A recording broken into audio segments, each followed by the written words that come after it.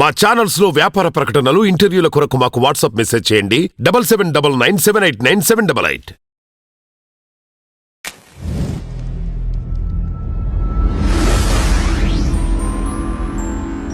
నమస్కారం అండి, నా పేరు doctor Sriram. I'm a cornea and refractive specialist at Hyderabad eye hospital బర్కత్పురాలో. కళ్ళజోడు లేకుండా మనం ఏం చేయొచ్చు అని అడుగుతారు. One of the modalities of treatment is contact lens.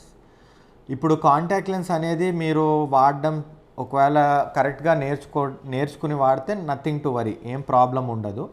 కానీ ప్రొలాంగ్డ్ యూజ్ అంటే చాలాసేపు వేసుకోవడం అనేది ఈజ్ డేంజరస్ కంటికి, ఎందుకంటే డ్రైనెస్ కాజ్ చేస్తుంది.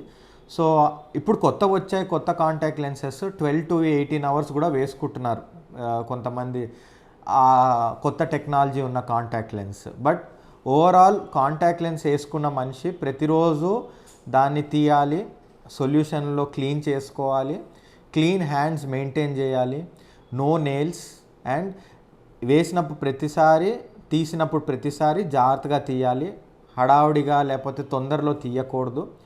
అండ్ ఆ సొల్యూషన్ కూడా చూసుకుంటూ ఉండాలి, అది కలర్ ఏమైనా చేంజ్ అయిందా, లేదా దాని కాన్స్టిట్యుయెన్సీ ఏమైనా జిగురుగా అయిందా, ఇవన్నీ చూసుకుంటూ ఉండాలి మీరు. అండ్ ఆ కేసులో ప్రతిరోజు సొల్యూషన్ చేంజ్ చేయాలి. ఒకరోజు చేసాము, మరుసటి రోజు పర్లేదు అదే ఉంది అని you can not take it for granted.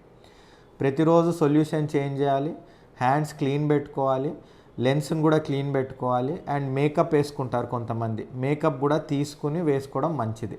దాని తర్వాత you can put your makeup on, లేకపోతే ఆ పర్టికులర్ పార్టికల్స్ అన్నీ లోపలికి వెళ్ళే ఛాన్స్ ఉంది. Last but not the least, drops, lubricant drops వాడండి. ఎందుకంటే ఈవెన్చువల్లీ మీకు డ్రైనెస్ వస్తుంది మెల్లిమెల్లిగా over a period of 5 to 10 years. అప్పుడు కన్ను డ్రైగా అవ్వడము, గుచ్చుకోవడము ఇవన్నీ జరుగుతాయి. So please use lubricants judiciously మీరు కాంటాక్ట్ లెన్స్ వేసుకున్నా. అండ్ వారానికి ఒక 2-3 రోజులు కంటికి రెస్ట్ ఇచ్చినా పర్లేదు వితౌట్ కాంటాక్ట్ లెన్స్. అప్పుడు ఏమవుతుందంటే మీరు ఇంక్రీజ్ చేస్తున్నారు span of wearing your contact lens. చాలామంది 40-45 తర్వాత డయాబెటిక్స్ 10-15 ఏళ్ళు ఉన్న వాళ్ళు, వాళ్ళ డయాబెటిక్ ఆర్ షుగర్ డాక్టరు మీరు ఒకసారి కంటి పరీక్షకి వెళ్ళండి, లేదా నాకు రెటీనా టెస్ట్ కావాలి, ఒకసారి కంటి డాక్టర్ నుంచి రిపోర్ట్ కావాలంటారు. దీని అర్థం ఏంటంటే షుగర్ ఎలా అయితే బాడీని ఎఫెక్ట్ చేస్తుందో కన్ను కూడా ఒక భాగమే బాడీకి.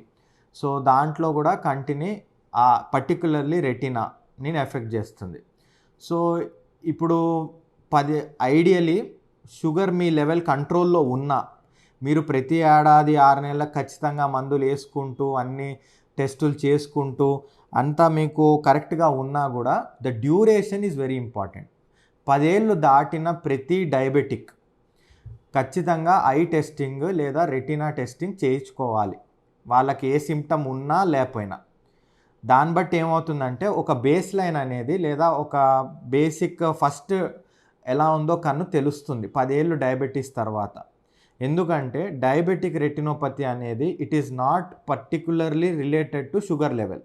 ఓకే, మీ షుగర్ లెవెల్ బాగా ఫ్లక్చుయేట్ అయితే అర్లీగా వస్తుంది, కానీ మీరు బాగా కంట్రోల్లో పెట్టుకుని మీ డాక్టర్ని రెగ్యులర్గా మందులు అవన్నీ చేంజ్ చేసుకుంటూ HbA1c నార్మల్గా ఉండి మీ ఫాస్టింగ్ పోస్ట్ లంచ్ కూడా అండర్ నార్మల్ లిమిట్స్ ఉంటే ఆఫ్టర్ టేకింగ్ మెడికేషన్, అప్పుడు కూడా 10 ఏళ్ళ తర్వాత ఖచ్చితంగా డ్యూరేషన్ వల్ల డయాబెటిక్ రెటినోపతి అర్లీగా వచ్చే ఛాన్స్ ఉంది.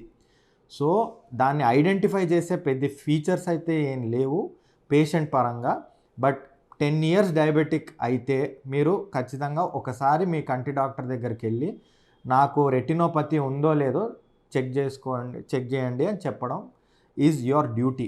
అండ్ ఆల్సో మీ డాక్టర్ ఎవరైతే షుగర్ డాక్టర్ ఉన్నారో ఆయన గత 10 ఏళ్ళ నుంచి మీకు మందులు ఇస్తూ ఆయన తర్వాత చెప్తారు మీరు ఇలా వెళ్ళి చేయించుకోండి అని. Okay, so it is best 10 ఏళ్ళు ఉన్న డయాబెటిక్స్ ఎవరైనా సరే, ఎంత కంట్రోల్లో ఉన్నా సరే షుగర్, ఖచ్చితంగా ఒకసారి మీ కంటి డాక్టర్ని విజిట్ చేసి ఈ రెటీనా టెస్టింగ్ చేసుకుని, ఇప్పుడు మేము ఫొటోస్ కూడా తీస్తున్నాం, ఫొటోస్ తీసుకుని అది ఫైల్ చేసి పెట్టుకోండి. అప్పుడు నెక్స్ట్ ఇయర్ ఏదైనా చేంజ్ వస్తే మనకు తెలుస్తుంది, ఓకే మనకి ఫస్ట్ డే ఇట్లుండింది 1 year తర్వాత ఇలా ఉంది అని. సో 1 ఇయర్కి ఒకసారి after 10 years of being diabetic you have to get your retina testing done. అంటే డయాబెటీస్ వచ్చి 10 ఏళ్ళు అయ్యాక ప్రతి మనిషి ఇయర్కి ఒకసారి రెటినా టెస్ట్ చేసుకోవాలి. అప్పుడే డయాబెటిక్ రెటినోపతి ఉందో లేదో అనేది క్లియర్గా అర్థమవుతుంది.